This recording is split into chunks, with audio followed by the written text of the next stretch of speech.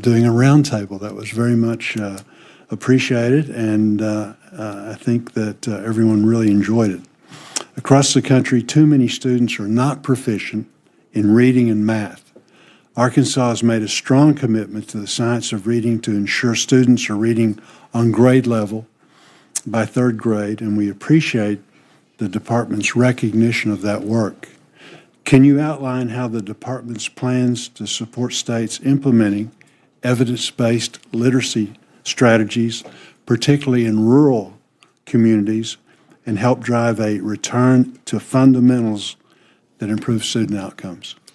Well, sir, as you know, the Department of Education really does not control curriculum in different states, but what our support is, as part of the $2 billion block grant that we have talked about under our budget proposal, we are asking and requiring that 25% of that grant for the states who receive that money be reserved for literacy education, another 25% for numeracy, encouraging them to adopt their programs and to be able to do the research. So I think that is showing the department's focus on making sure that these programs can be looked at and developed, because there's so much science now that has proved the success and efficacy of these programs. Many states are adopting them, putting them into place. You know, governors are competitive, and superintendents of schools are competitive. They don't want other states to succeed and get ahead of them, especially with programs that are working. And how can they be incorporated into their states, and how can they can have their teachers participate in programs to learn how to teach these new systems. And I have now, in my opportunity of visiting schools, I have been in schools where teachers are actually, again, teaching phonetic sounding of words, and so that students can decode these words and are really learning to read faster. Many of them reading now proficiently at end of first grade and not waiting till third grade to be proficient. So we know the system works. We want to encourage states to adopt these. We want to help through the grant process, and with these caveats of reserving these amounts of money, emphasize the importance of states accepting these programs. Very good. We frequently hear from advocacy groups representing vulnerable populations like students with disability and low-income students. I want to give you the opportunity to share with everyone how your budget proposal prioritizes and protects those students. The students from low income? Yes, low income. Well, Title A funding. Disabilities. Yeah, well, let's look at Title A funding first. That's unchanged in our budget proposal. It's level funded, so that folks can, understand that we're not in any way impacting that or asking for any kind of reduction. We have historic recommendation for IDA funding, which is $500 million more for students with disabilities, and also in the One Big Beautiful Bill, or the Working Families Tax Cut Program, as we look in the adoption of the tax-free portion of granting states the opportunity to opt into the programs whereby the private sector can contribute money to scholarship granting organizations. That's money that comes in that's from the private sector, not from taxpayer dollars. Those scholarship granting organizations can also then give money to families who are applying for those loans, and students that have disabilities can get special services, additional equipment that they need. Governors have to opt into these programs. I can't imagine why a governor wouldn't, but there are opportunities for our children with disabilities to have improvements. Very good. Thank you, Madam Chair. Now we have Senator Murray. Thank you very much, and thank you, Secretary McMahon. You know, I don't think the solution to helping kids who are falling behind is to destroy the Department of Education, but I know you and the President seem to think that that is the solution. I think that's kind of stunning, because I hear from teachers and parents in my state, hey, you know what I really need? Less funding. I just don't hear people saying that. wonderful. I don't hear people saying, I really wish the federal government would do less to help student borrowers. But that is what you are proposing in this budget, tearing down the Department of Education even more. Why? So we have more money to throw at the Pentagon, trillions of dollars, $500 billion. I just have to say, as a former preschool teacher, maybe I'm biased, but I think that giving all kids, every one of them, a brighter future is really more important than shoveling money at defense contractors, but that is what's being proposed. So let me just start with this. Look, I am really concerned you're not listening to parents of children with disabilities and their profound objections to moving IDEA and Rehabilitation Act programs out of the Department of Education. I've gotten a petition from thousands of parents, educators, advocates, who are concerned that that will really undermine 50 years of progress in making sure the rights of children and students with disabilities are met. So I wanted to ask you today, what is the status of moving programs for children and students with disabilities out of the Department of Education? Currently, we are still evaluating where those programs would best be located, and we have not made that determination yet. We are looking at the Department of Labor for some of its programs. We're also looking at HHS for a potential home for some of those programs. I can assure you that the intent of this administration is not to put these students at risk in any way whatsoever. I've not received thousands of applications as you have, but I have met with parent groups all over the country who have children with disabilities. We have talked about what they need, and I have said to each of them, who is better positioned to know what your children need than you, working with them, and then working with your local school boards and your superintendents and your teachers. That is exactly why these parents and advocates are spitting mad, because what they want to make sure is that their child with disability has an education.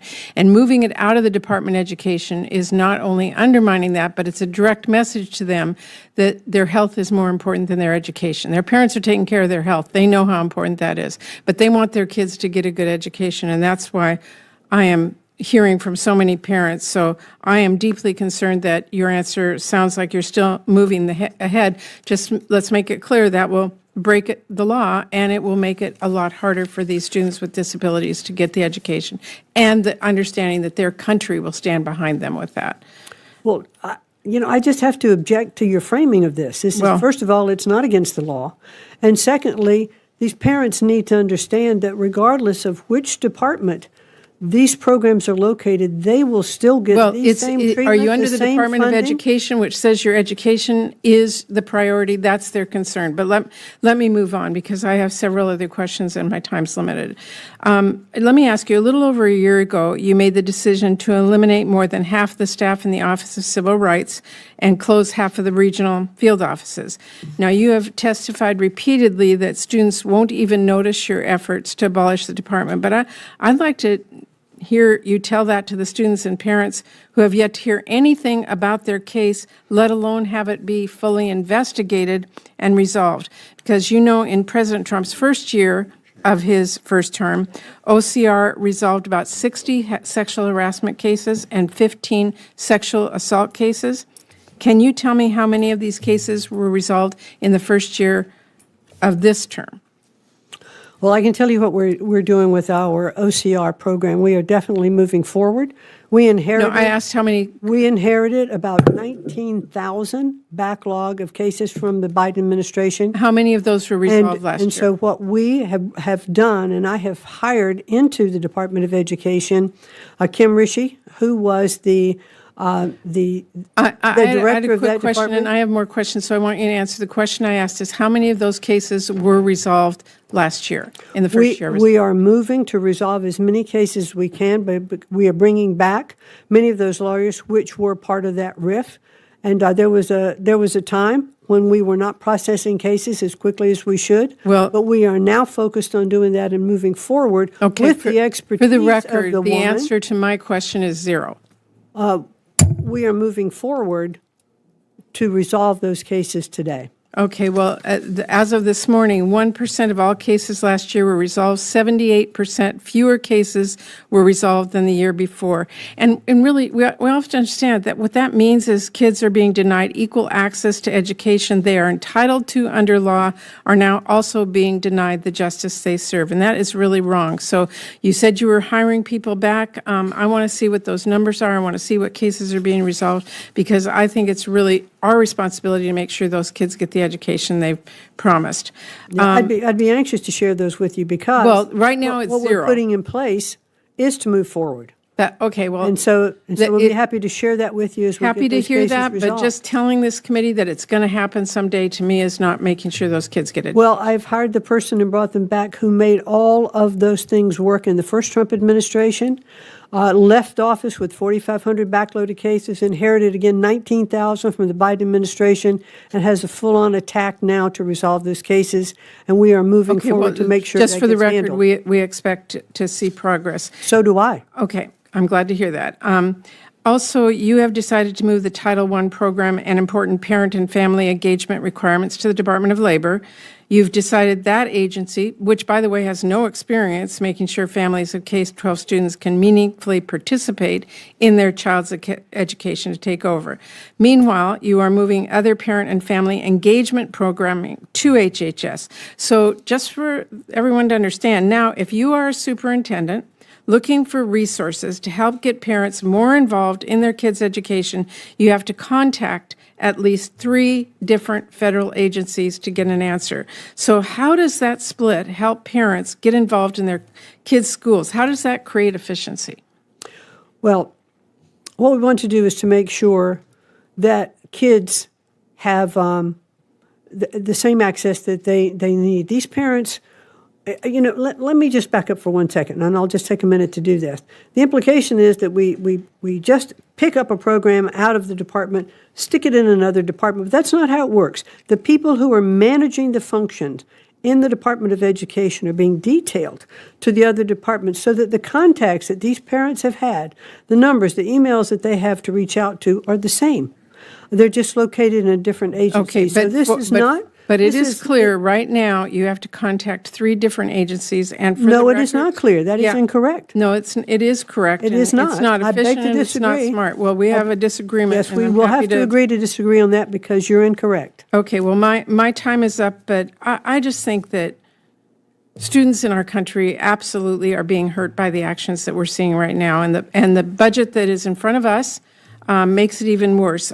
We've got to make sure that we are training our teachers and providing our students access, and this budget, I really believe, leaves kids behind. So we have a lot of work in our Appropriations Committee to make sure we meet the demands of families, and I will work with this committee to make sure we do that. Thank you. And I'd just like to have one more response, and that is, we've been doing the same thing since 1980, since this department was developed. Our scores have gone down. Our kids haven't improved. We've had some good programs in place that we want to continue. We want to evaluate them. We want to make sure that those programs can continue and be enhanced. But I have to tell you, we have failed these generations of our children who cannot read and write. And Well, it's just a Madam travesty Secretary, you and I that just is have a in place. difference of opinion on how to make clear that we are working towards that goal. And having worked on many budgets and many authorization programs to continue our work to do that, I don't think dismantling the Department of Education is the right goal. Thank you very much. I return my time. Senator Husted. Thank you. Thank you, Secretary McMahon, for being here. I have spent pretty much the majority of my adult life working on education and workforce policy, and have visited untold numbers of schools in my life, some of them doing amazing work and some of them who really struggle. And I will tell you that from my experience, most of all of the funding that gets spent in education and workforce is state and local money. Federal government contributes very little to that overall cause. And when we found that federal government programs actually helped us, it was a surprise. And I would argue that in this changing time of education, with AI and other things that are going to happen in terms of how we educate students and what they need to learn, that maximum flexibility is very important. And I know that that is your goal, and I believe that educators at the state and local level will ultimately appreciate that.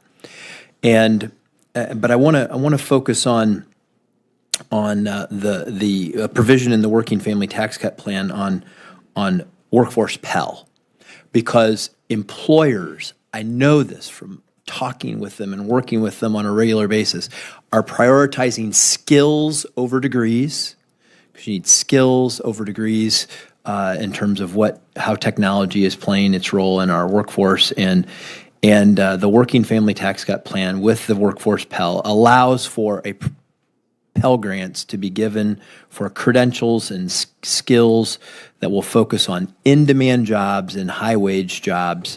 And what I want to know is, because I keep hearing, well, is there going to be enough money in the Pell program to fund all of that? Can you provide some reassurance on that there will be enough money in the Pell program to fund the new workforce Pell plus the other things that people are asking for? Well, that's exactly what we've proposed in our budget. This shortfall of $10.5 billion, we are, in the budget proposal, is to fund, that shortfall and to make sure that there is the money for workforce Pell continuing, so that the maximum amount, the $7,395, can continue to go to those recipients, not only in the balance, of this year, but also into the 27-28 year. So we want to make sure that program can continue. It is so vital and so important to so many.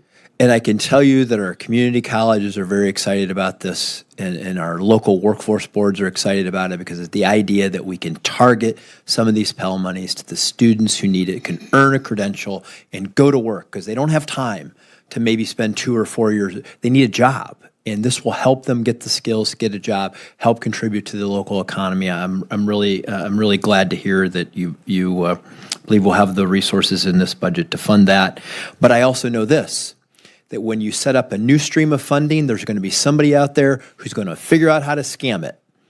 And so I want to just encourage that the rules be written to focus on making sure that we're gearing those dollars for students who are going to earn credentials that are actually valued in the workforce and that will translate to a job and a pathway forward.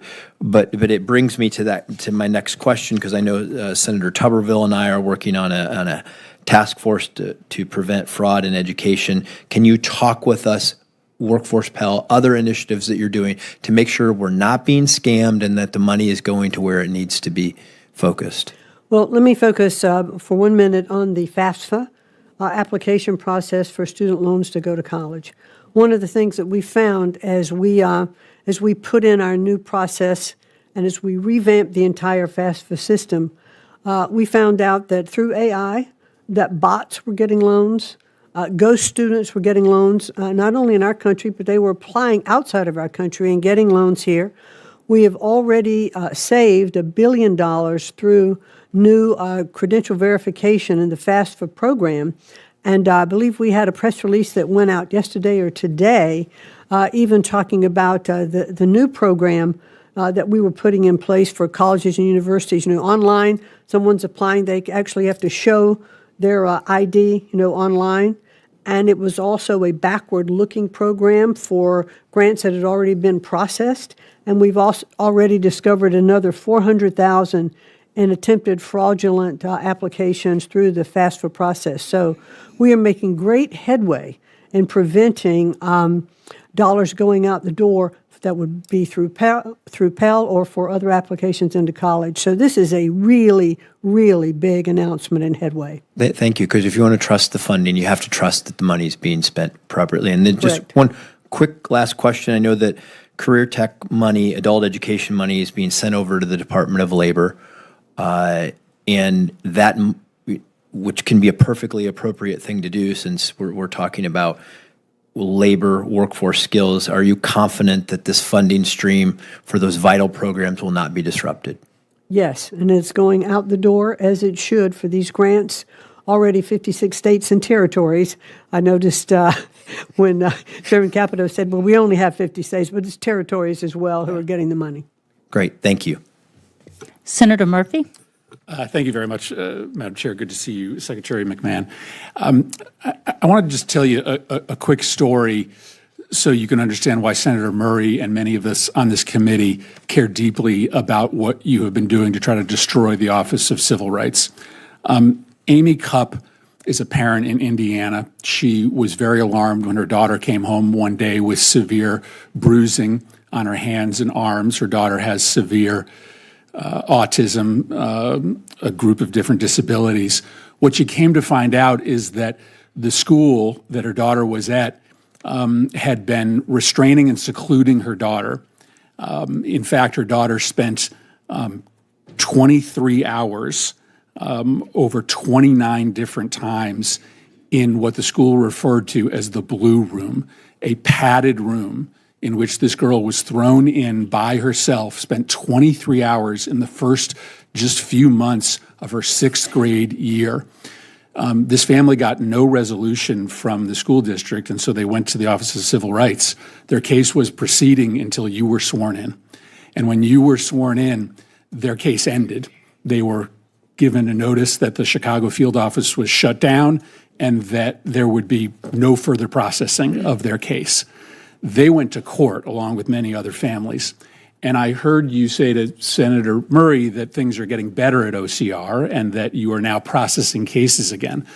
But my understanding is you're doing that not out of your own volition, but because the parents sued you and the court found that you were in gross violation of the law, having fired half the attorneys at the office, having closed down all these field offices that parents rely on. So what was going on in 2025? I mean, why did you decide to shut down these field offices, to illegally fire half the attorneys? I hear you and want to believe you that things are going to get better, but obviously you spent an entire year trying to eliminate the functions of this office. And I'll give you a numerical example. In Connecticut, your home state, when you came into office, there were 127 pending claims at OCR. Half of them were kids with disabilities who were relying on you to help them. Do you know how many cases got resolved positively for families in Connecticut in 2025? Zero. Not a single child got a positive resolution, got help from the Department of Education having filed a disability claim in 2025. That is unacceptable. So I guess tell me why you did that. And am I wrong that the only reason that you're restarting anything at OCR is because the court is telling you have to do it? Oh, you're clearly wrong about that, Senator. We definitely did not shut down the Department of Civil Rights at the Department of Education before I got there, and then the RIF happened, I think, a week after I was sworn in. Yep. But the process had been in place to reduce greatly the Department of Education, the number of people there under very stringent budgetary requirements that we were given. And so this was part of a RIF that happened, but we were in the process of looking at how to make sure that our Office of Civil Rights was in fact going to be able to handle cases, trying to make sure that we could get as many of them handled as possible. And so that is why Kim Ritchie was brought back. Part of the reason that she was brought back, I hired her, I found her, because she had been the most effective person in the prior Trump administration in the Bush. But it's important that but you did the back but I mean, you're saying you were trying to figure out how to better resolve cases. You resolved not a single case in Connecticut in 2025. I mean, how do you defend that? Not a single child in Connecticut got a positive resolution from the Department of Education for their discrimination claims. 70 of them had disability claims. How do you defend that? Well, it is very difficult when I'm trying to address those particular issues, except to know that those things were happening, and we are looking forward to make sure that they stop happening. But you fired half the department. But that is hindsight. What we are doing now What does that mean? Is that you know perfectly well what it is. We've brought people on board to handle these cases because I believe that they should be handled. We should be dismissing these cases. We should be finding resolutions to them. And so those attorneys are being brought back. They were how many of them have been brought back?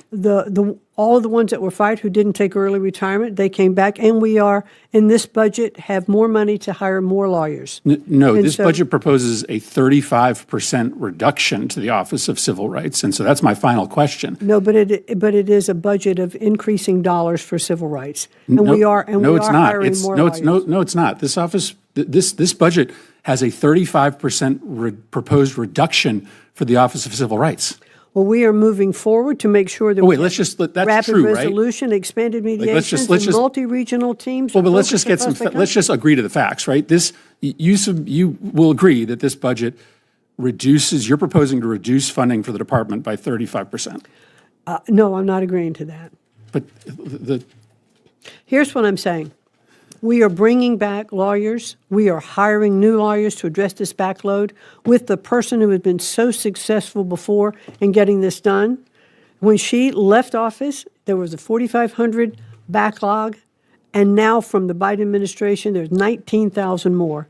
And so we are addressing them for rapid mediation, expanded resolution, and multi-regional teams that we've now put back in place. So addressing the issues that happened in the past. I mean, it's like black is white. It's a 35% cut We're you're proposing. inadequate. We're inadequate. But going forward, I'm going to call us down. Did you want to make one last comment, Senator? Okay. Senator Britt. Thank you, Madam Chairman. Madam Secretary, thank you for your time today. I realize the Department of Education is actively investigating Brown University in light of the tragic murders that occurred on campus last December, and you might be limited in what you can actually share. Public reporting from local stations and student news outlets has made it clear to me that the murder of Ella Cook, her fellow classmate, and the wounding of 9 others were entirely preventable. They were the predictable result of more than a decade of ideological degradation and the vilification of police and law enforcement at Brown.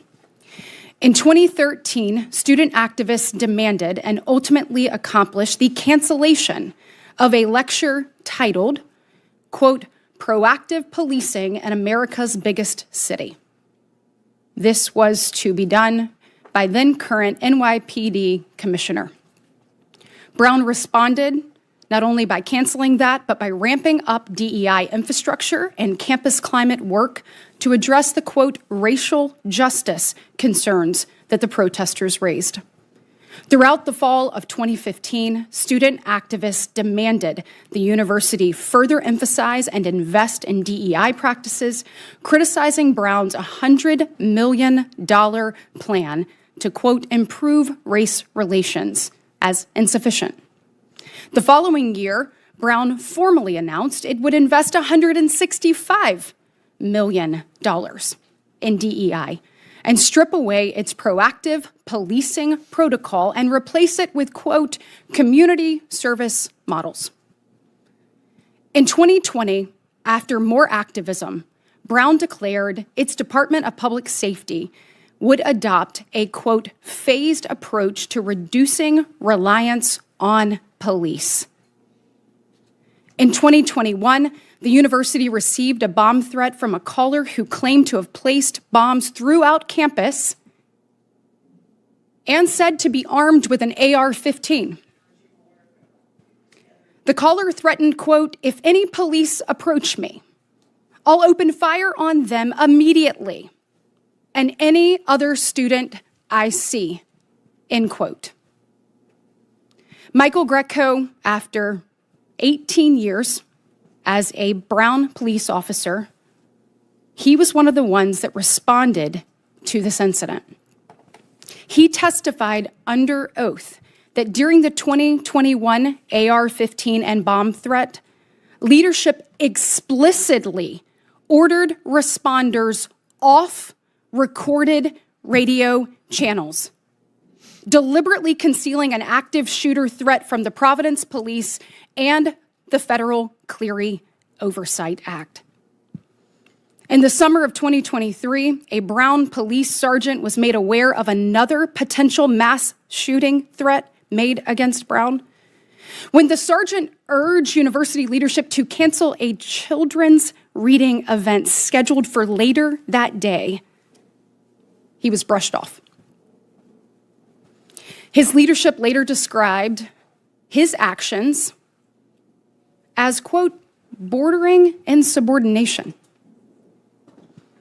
In 2024, campus activists claimed the university's existing security apparatus a few security cameras, and a debilitated police force, that it constituted a, quote, instrument of oppression, end quote, that furthered the university's goal to, quote, criminalize protest. Faced with this backlash, President Christina Paxson issued a university-wide email formally apologizing for the perception that the university was, quote, engaging in surveillance. This response reveals the administration's attitude that its own physical security infrastructure they view as a political liability rather than a life-saving necessity. In April of 2024, an unsecured door allowed 2 criminals the opportunity to rob students at the Everett Poland dorm on campus. Brown did nothing. On August 27, 2025, the Brown University Police Sergeants Union issued a unanimous vote of no confidence for Brown University Police Chief and his deputy. Brown did nothing. In October of 2025, the Patrolmen's Association issued an additional unanimous no confidence vote explicitly warning of exhausted officers, forced overtime, and, quote, ongoing technology failures, end quote. Brown did nothing. In November 2025, custodian Bill Kane emailed Executive Vice President directly concerned about the unauthorized access and lack of patrols. Brown did nothing. So by the time we get to December 13th, the day that Ella Cook lost her life, there were 15 vacant officer positions, resulting in only 5 officers protecting campus that day. A 15-year veteran custodian, Derek Lisi, saw the assailant casing the place for weeks, Madam Secretary, pacing hallways, ducking into bathrooms, and staring into room 166. The custodian reported this to the security contractors on campus not once, but twice. The security staff responded with, quote, I'm not here for that, end quote. The murderer himself later admitted that he planned to attack for 6 semesters and had, quote, plenty of opportunities, but he kept chickening out. Opportunities that Brown's gross negligence allowed. At 4:05 p.m., Providence Fire Department was alerted that shots were fired at Barris and Holly Engineering Building. Instead of activating campus emergency alarm system, Brown waited 17 minutes, knowing that there was an active shooter on campus to alert students of that threat. During the 17-minute void of official communication, the assailant was able to fire at least 44 rounds from a 9mm handgun, completely unchallenged, and escape. Responding law enforcement then quickly realized the security cameras were non-existent, turned off, and unstaffed. Throughout the remainder of the day, the university proceeded to send out and subsequently retract multiple falsehoods regarding the suspect and another active shooter near campus. Brown University's leadership didn't just fail to protect its students. They actively dismantled every layer of protection that could have stopped this massacre and prevented the murder of an MIT professor 2 days later. Madam Secretary, it is clear to me that Brown, in my opinion, has violated the Clery Act. And Madam Secretary, will you please confirm that your department is investigating this matter in a timely and a thorough fashion? If I could interject here, just because we're a little bit over and we've got other people, if you could quickly answer that question and then maybe if you have some questions for the record that you more I have no more questions, except for I would like all of this submitted for the record. without objection. That's a chilling, that's a Quickly. chilling account. And Senator, we are aware of a lot of these allegations with Brown, and we are actively conducting a Clery Act investigation into Brown. Thank you. Thank you. Senator Durbin. Thanks, Madam Chair. Secretary McMahon, welcome. Last year, when you appeared before the subcommittee, I gave you a pop quiz. I'm going to give it to you again. What kind of school in America enrolls 8% of American college students, but accounts for 30% of all student loan defaults? For-profit colleges. Correct. You aced the exam. These two numbers tell quite a story. For-profit colleges mislead students into believing they can get certain jobs and salaries if they stick with and graduate. In reality, they charge high tuition rates, provide little, if any, support to students while they're in school, and leave students with a worthless degree. 8% of the students in college, 30% of the student loans, for-profit colleges. I send a letter every year to every high school principal, teacher, and counselor, warning them that the glossy mailings which these students receive about these for-profit schools don't tell the whole story. Let's talk about Vicki Vinces, one of my constituents. She wanted to be in law enforcement, thank goodness. She went to Westwood College, one of the worst actors in America. After 3 years of juggling full-time jobs and going to school full-time, she learned that her degree from Westwood was virtually worthless. By then, she had $50,000 in debt to this for-profit school. She dropped out because she couldn't afford another penny of debt. Under the Biden administration, there was good news. In August of 2022, 79,000 students who attended Westwood learned they would receive financial relief they were entitled to through a program called Borrower Defense. You know it well. It allows students to seek loan discharges if the schools lied to them or participated in misconduct. That was nearly 4 years ago. In 2026, 12,000 of those borrowers have not received the discharges they were promised.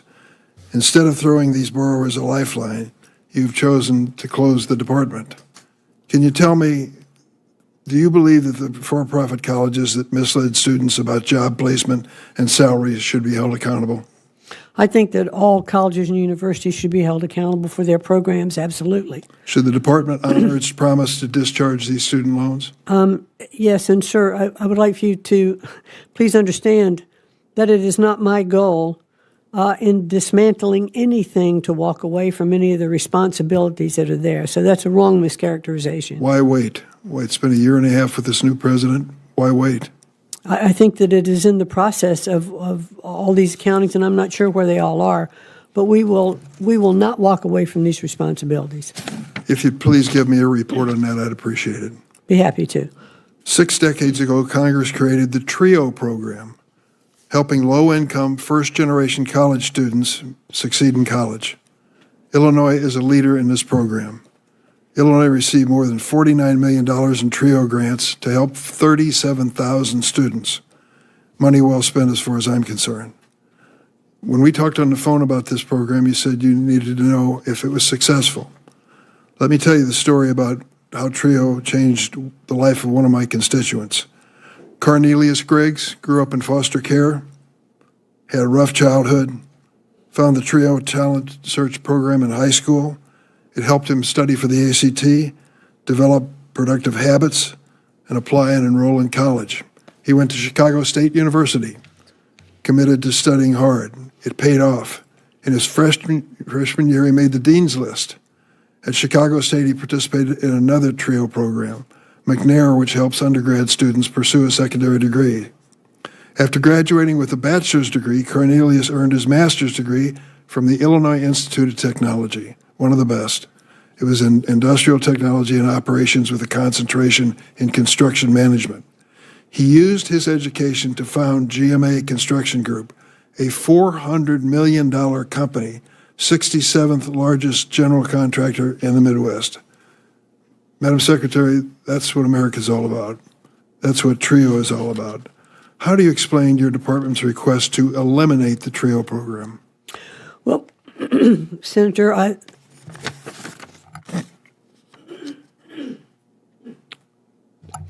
excuse me, allergy season is playing havoc with me this morning. We've discussed TRIO quite a bit this morning. You weren't in the room, and so let me repeat some of the things that I've said. I think there are many instances where the TRIO program has been very beneficial, and there are a lot of stories, just like the ones that you recount.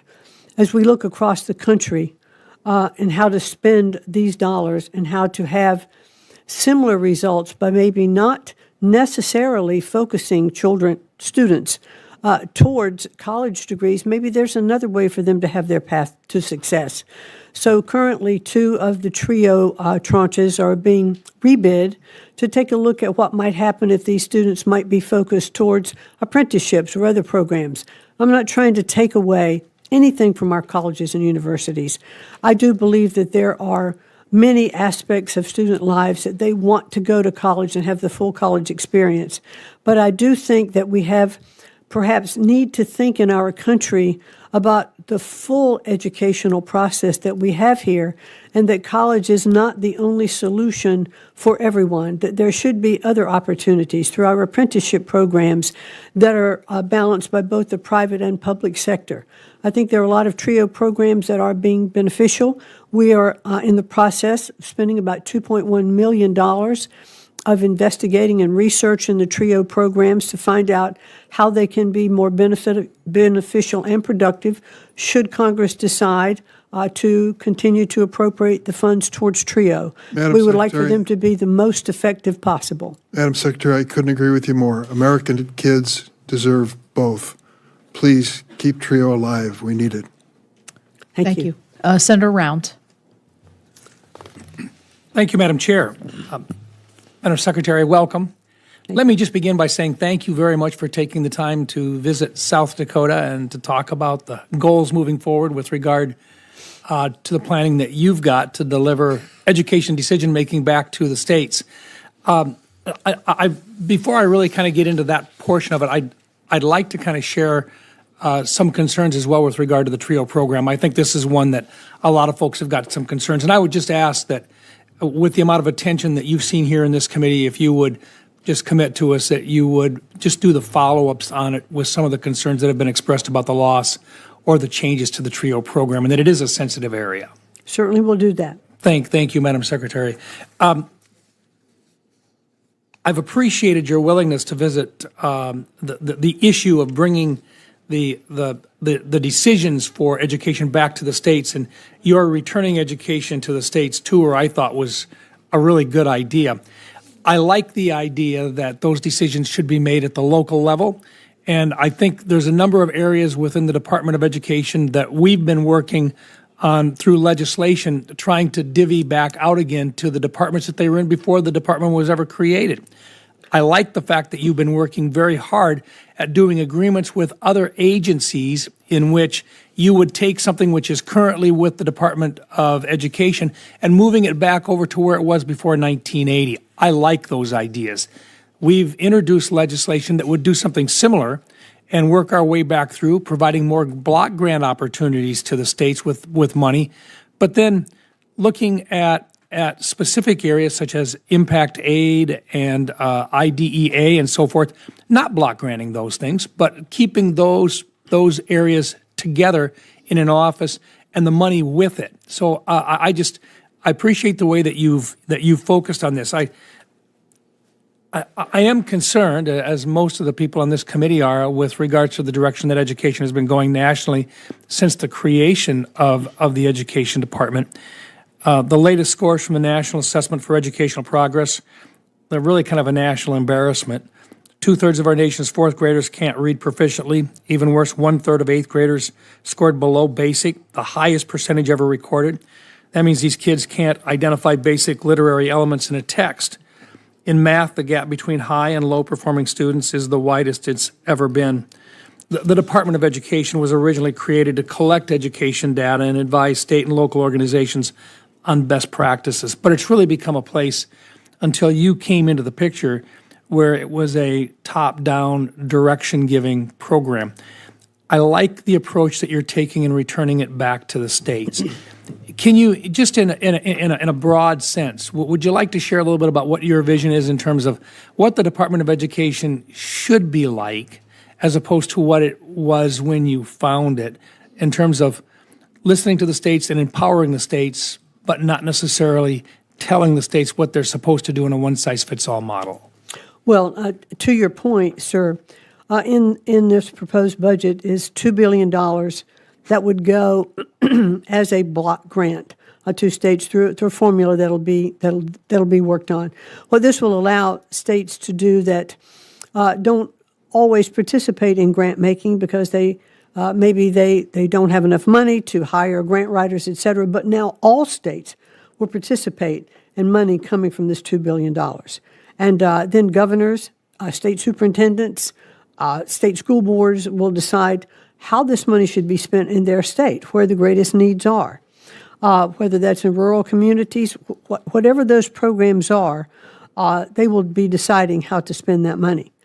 It is a reduction in the total amount of dollars that are going. There are some programs that the department has looked at that we've eliminated. We've also condensed about 17 programs into this block process. So I think there is opportunity for states, to take on this responsibility. And as a reminder, as you're aware, states provide about 93% of their own education budget. So the amount that comes from, the federal government is small by total comparison of the money that is spent in each state, for its education process. So I think the government wants to continue through Title I-A funding. We're recommending that's level funded. IDEA, we have, through our budget, proposed the greatest increase in a long time, $500 million for IDEA funding. And that includes $50 million for infants and children in their programs so that they're ready to accept these children who might have disabilities at birth or very early on. Well, so I think that the administration is showing that we're very concerned about our children and about education across the board. I appreciate your comments on it. I'm going to run out of time, but I did want to just identify one more item, and that's impact aid. It's really important because that's the money that comes back to the states to replace what would otherwise have been property tax dollars and so forth that were found for like an area where on a Native American reservation or in an Air Force base where it's the assistance to an area that may have federal lands that otherwise aren't taxed. And impact aid is really important to some of our more rural states like South Dakota. And I think one of the questions had been if it was to be delivered back out, would you keep it with a particular other department in terms of an agreement or an operational plan? Do you know where impact aid might end up, or would you keep it within the Department of Education? We haven't determined that. Happy to get back to you on that. However, I want you to know that the impact aid dollars are going out on time where they're supposed to go. Excellent. And that takes a load off of a lot of these smaller school districts that really rely on that impact aid. Yes. I thank you for the attention to that matter. Thank you. Thank you, Madam Chair. Thank you. Senator Reed. Thank you, Madam Chairman. Welcome, Madam Secretary. We spoke last week, and thank you for the call. And you indicated that literacy and numeracy were some of your top objectives. But as we look at this budget, we have seen you taking $6.5 billion in literacy programs and numeracy programs, and then cramming them into a $2 billion block grant. That doesn't make a lot of sense to me because these programs are very, very effective, and they've also been in sort of benefit from the experience and their deployment throughout the country. So it seems to me that literacy is not a priority with this administration. I'd have to disagree in that the one grant program that we are proposing would require states to reserve 25% for literacy education and 25% for numeracy education. So there's clearly the emphasis on continuing to adopt those programs. Well, doing some quick math, it's 25% for literacy. And 25% of, That's a small fraction of the $6.5 billion we currently spend for literacy right now. I would have to object, sir. We're not spending $6.5 billion on literacy. If that were the case, our children could read. No. They're going through a lot of other programs in this country that are not related to reading and doing math. Well, I mean, I think that if you look at places like Mississippi, Tennessee, Louisiana, or my home state, they've benefited from these programs, all the programs that I mentioned, and they all are involved with literacy and numeracy. And in fact, last year, many states saw their comprehensive literacy development state grants pause with threats of cancellation by you because of this DEI factor. And again, that counters the idea that we have to get all in on literacy, which I believe we do. I mean, it's almost like the Defense Department coming up and say we have to build more ships by cutting our shipbuilding. You and I just have to disagree on the program and what is put forth. It states innovation. Mississippi, Louisiana, Florida, Texas, Tennessee, Idaho, Iowa, that are adopting programs. They've used all these grants, Madam Secretary. They have used some of it, yes, but Well, the primary dollars came from them, and they will still get this money because the grants that come into their state, their governors will then decide how to spend that money. It'll be less money, just do the math. Well, it will be less money, but the governors will determine how to spend the preponderance of that money that comes into their state, and they're still going to have their own budgets of 90 to 93% of what they are funding on Right, their own. and that budget will be affected dramatically by the big, beautiful bill. In my home state of Rhode Island, we are scheduled to lose $200 million of Medicaid funding over the year 2027, but we do a budget that goes from July 1st to June 30th. And last year, I believe about $30 million was given to the school systems to take care of Medicaid-eligible children. That's one of the areas that's going to possibly be cut or diminished. And so we are facing with this budget really difficult challenges. And when you cut this much money from literacy, you undermine the efforts and the achievements that are accomplished so far. And I don't think it's a matter of disagreeing. I think it's a matter of very poor policy. Also, as I mentioned or alluded to, you went through for the process of either holding grants or canceling grants based on DEI, also I think in Hispanic serving institutions, and none of that has been clarified by a court as to what is an appropriate rationale to stop funding. Since we authorized the funding, we appropriated the funding, and I used to think that that meant you had to spend the funding. So which one are you referring to specifically? Well, I'm referring to a host of different grants that you stopped, that you took months to decide to put into the field to release to the states. And that was a conscious effort. It was all about DEI. And some of the recipients finally sort of rearranged the wording in their application so that you gave it. But that was an arbitrary decision.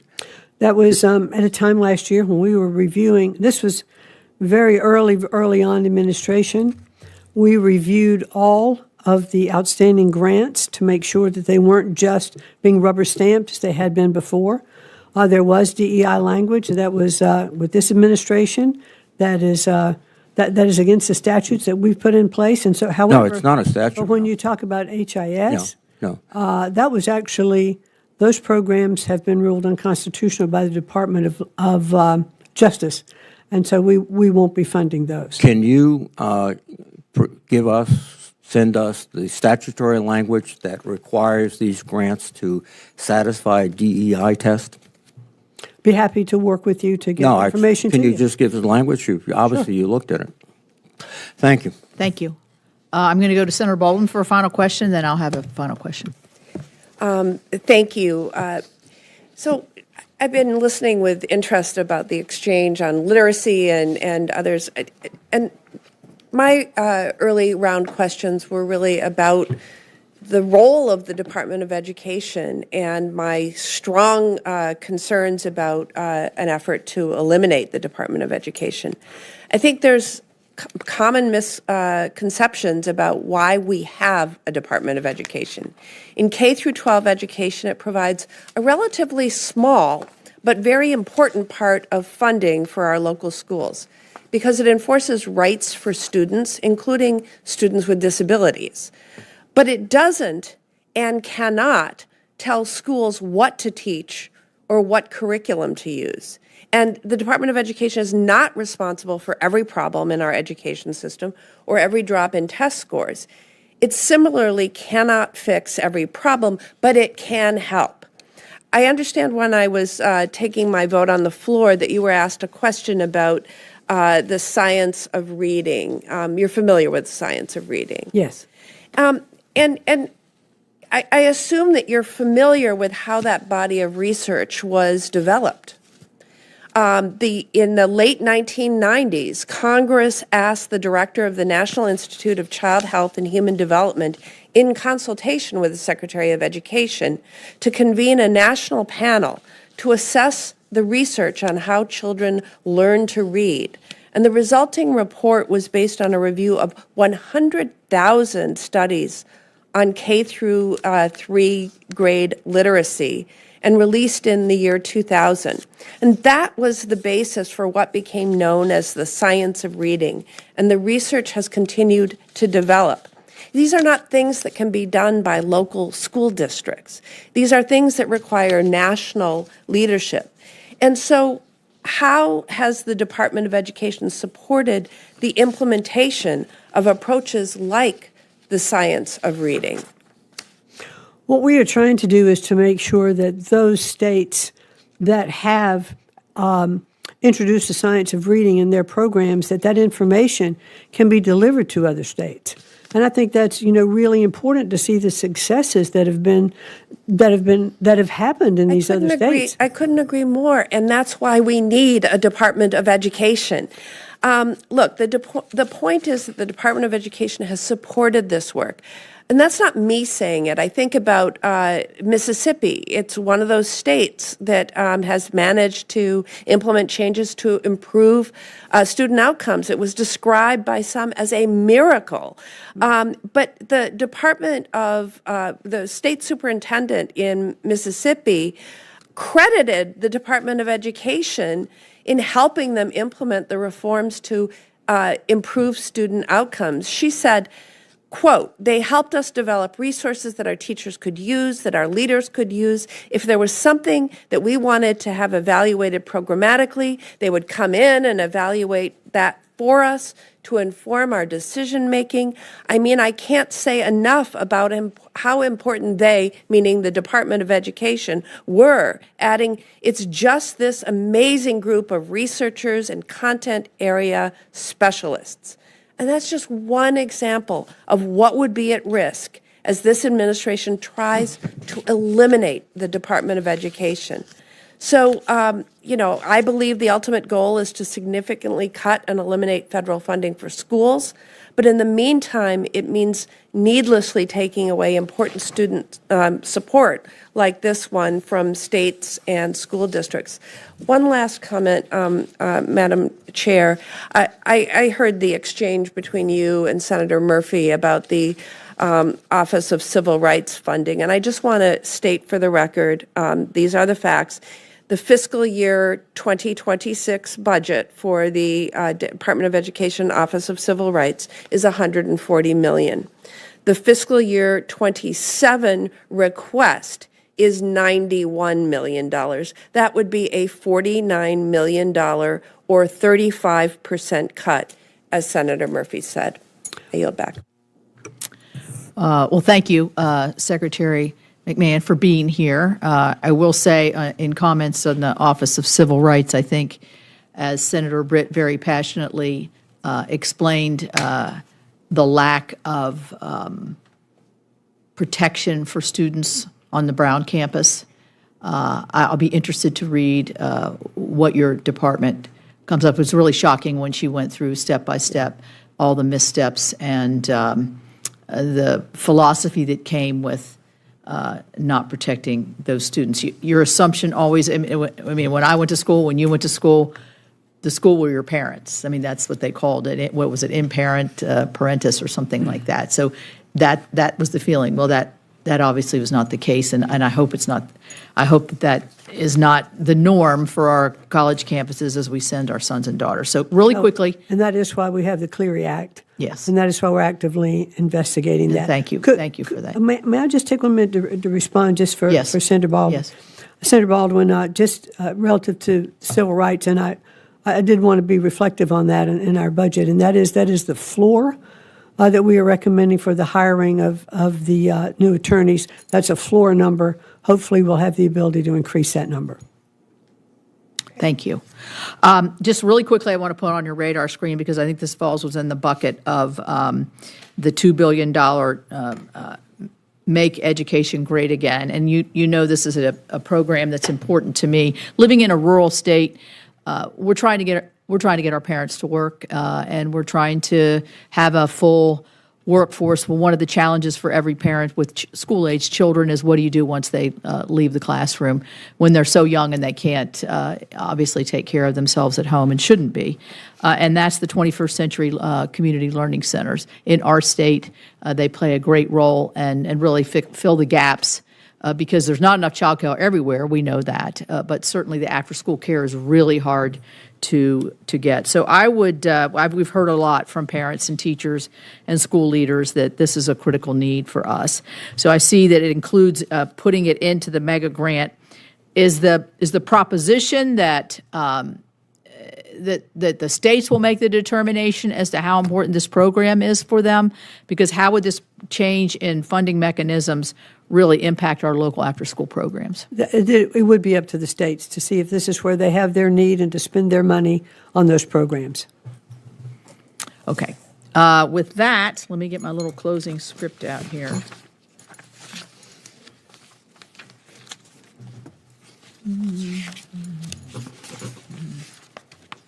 Oh, that's not it. Hold on. What would we do without people who passed us papers when we weren't really sure? My closing script. This ends our hearing today. I'd like to thank my fellow committee members. I thought we had a good turnout, thoughtful conversation, and a thank you again to Secretary McMahon. For any senators who wish to ask additional questions for the records will be due May 5th. The hearing record, which will remain open until then for members who wish to submit additional records for additional materials for the record. The subcommittee will now stand in recess, and thank you.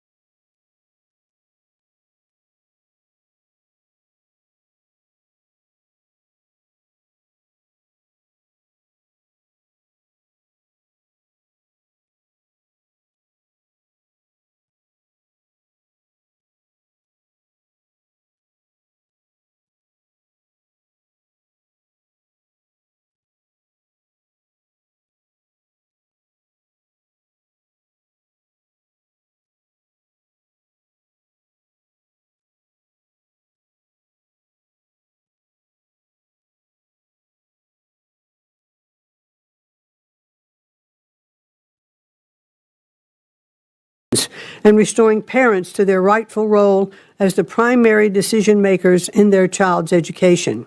Thanks to President Trump and Republicans in Congress, the Education Freedom Tax Credit gives parents access to critical resources like scholarships, tutoring, and specialized services for students with disabilities, whether their child attends public or private school.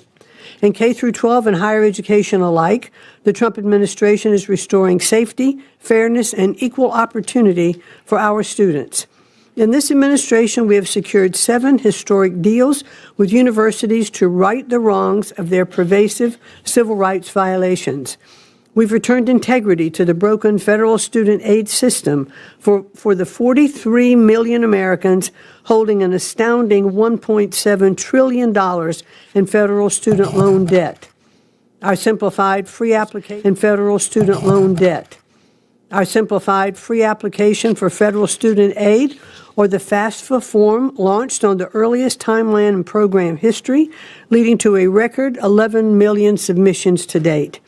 We introduced a new earnings indicator so students no longer take on significant debt without clear, reliable information. And thanks to our strengthened security measures, we have prevented over $1 billion in federal student aid fraud so far. We're also hard at work implementing the Working Families Tax Cuts Act, which simplifies federal student loan repayment, launches a new workforce Pell program, and will make post-secondary education more affordable. And today we're putting forward a request that accelerates these reforms. This year's budget request maintains full funding for the Title I-A grants to local education agencies, programs, devoting over $18 billion to serve children from low-income families. It includes $33 billion for the Pell Grant program, which supports low-income students, representing an increase of over $10 billion. It provides $2 billion in new Make Education Great Again grants, a historic investment to improve numeracy and literacy and remediate our decades-long academic proficiency crisis. And for our students with disabilities and their families, the Trump administration requests $16 billion for IDEA programs, which is an increase of more than $500 million. We've been clear.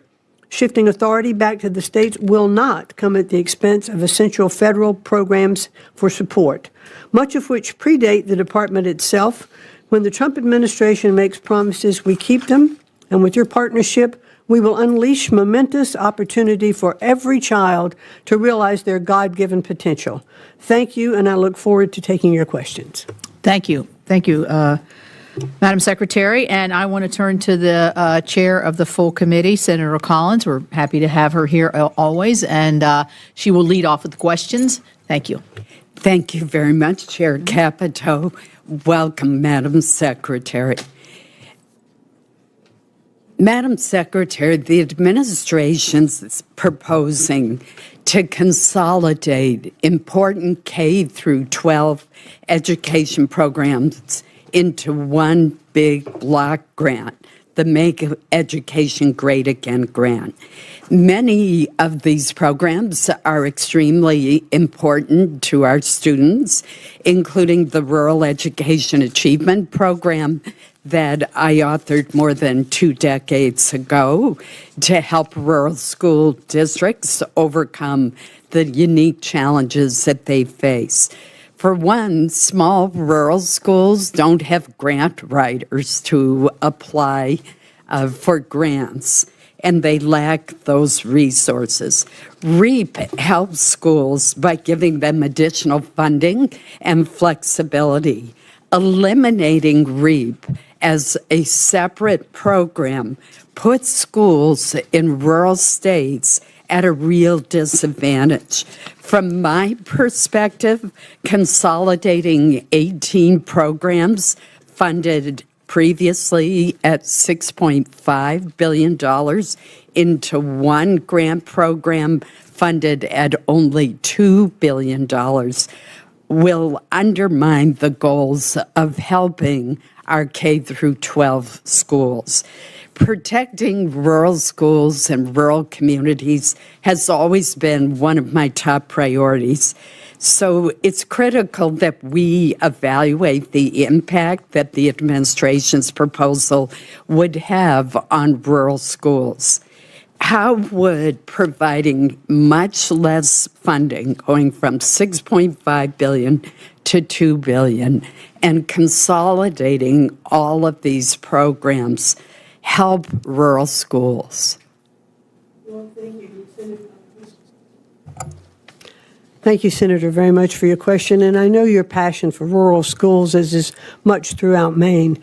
One of the points that you made about a lot of rural schools don't have grant writers and can't bring in those resources that other states might have or other cities might have is part of the program of this consolidation, because there are a lot of states who never participated in any of the grant funding.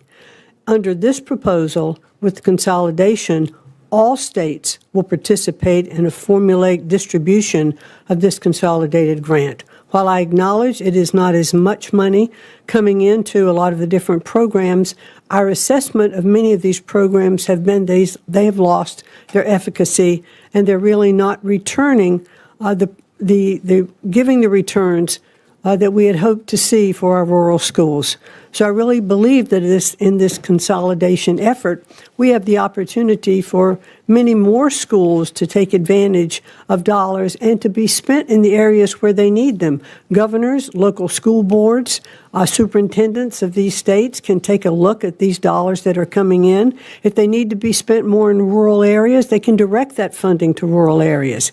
If they have adequate school funds in their city or less rural areas, then they'll have the opportunity to take that money and put it where they need it. So the goal is to provide more dollars to be spent where governors and state superintendents and even parents participating in local school boards see the need for these dollars to be spent.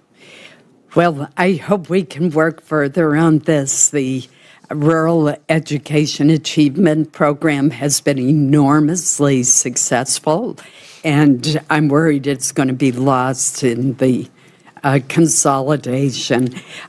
You and I have discussed many times my passion for the TRIO program, which has changed the lives of countless first-generation and low-income students in Maine and across the country. 3 of my own staff members are TRIO alums and likely would not have attended college without TRIO. So I want to go on record that I oppose the administration's proposal to once again eliminate a program that enjoys robust support and has made such a difference in the lives of children. I do want to ask you about a specific part of TRIO.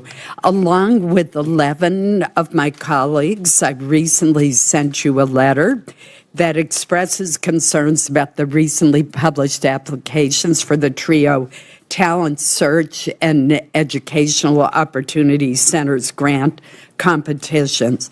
The grant structure outlined in the applications reflects a dramatic shift in the mission, and it would redirect funds from the core purpose of the Talent Search and EOC programs. Now, I'm a very strong supporter of apprenticeship programs and other workforce training programs, but that's not what TRIO's designed for higher education. Ultimately, that leads to workforce improvements and opportunities, but it's designed to promote college awareness, preparation, and completion for low-income and first-generation students. So in my judgment, the partnership that the Department of Education has entered into with the Department of Labor negatively affects these competitions, and current grantees in my state, like the University of Maine and the University of Maine at Presque Isle, are going to be hurt by the change in focus. Why alter congressional intent for the education opportunity centers and the talent search grant competitions? And my second related question is, were the new criteria written by the Department of Labor staff rather than the Department of Education? Well, in very limited time I have left, about that. the Department of Labor did not write this criteria. We have done, and I understand your passion for TRIO, and we have had many talks about this. I think what we are looking at the Department of Education is looking at TRIO differently, giving it some opportunity to be reformed, because under TRIO's own metrics, it has not achieved its own goals. And as we look at it across the country, we looked at, okay, how can TRIO then be reformed if, in fact, we could provide a different kind of opportunity for higher education? Would it necessarily have to be a college degree, or could there be students who would want to proceed after high school into apprenticeship programs or a skilled workforce? So this latest is kind of, if you will, experiment with TRIO to look at it to see if it has different results. I think in this bidding process, it was worth taking an opportunity of reform to show that there might be alternatives to higher education other than college, given that we do have a lack of our skilled workforce in the country. So I appreciate your commitment to TRIO. I want you to know that we are spending about $2.1 million doing research for the programs to see how the efficacy of them can be improved. By their own admission and their own self-reported data, they're not meeting their own goals. Well, my time has expired, so we'll continue this discussion. Thank you. Thank you. Senator Baldwin. Thank you, Madam Chair. Secretary McMahon, it's a central tenet of yours that you are, quote, returning education to the states. So I would say, what specifically have you returned to